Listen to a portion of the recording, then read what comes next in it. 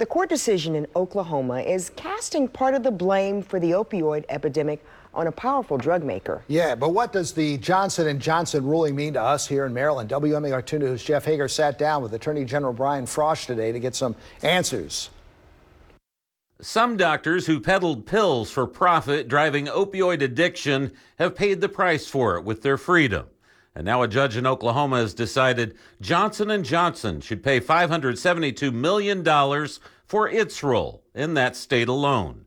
Maryland Attorney General Brian Frost says it could help his efforts to hold manufacturers responsible here as well. The verdict in Oklahoma, if it stands up, will establish facts that we won't have to prove again in Maryland, so that J&J's liability will be established in Maryland and we may only have to prove damages.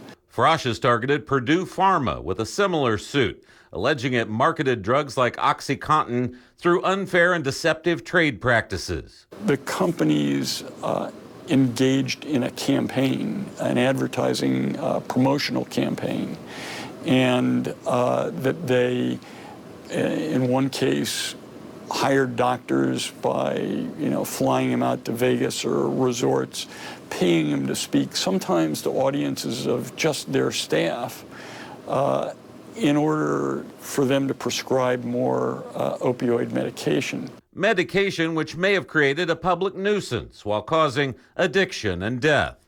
While Oklahoma was the first to bring Johnson & Johnson to court, Frosh believes Maryland could be one of the first to take Purdue Pharma to trial. Maryland has a strong position in that we have an administrative action that's available to us that gets us to trial quickly. We hope to be able to get to trial with Purdue before the end of the year. Johnson & Johnson has already pledged to appeal the Oklahoma ruling, and the Maryland Attorney General is quick to point out that holding opioid manufacturers responsible for their alleged roles in the epidemic will likely take a matter of years. Jeff Hager, WMAR 2 News.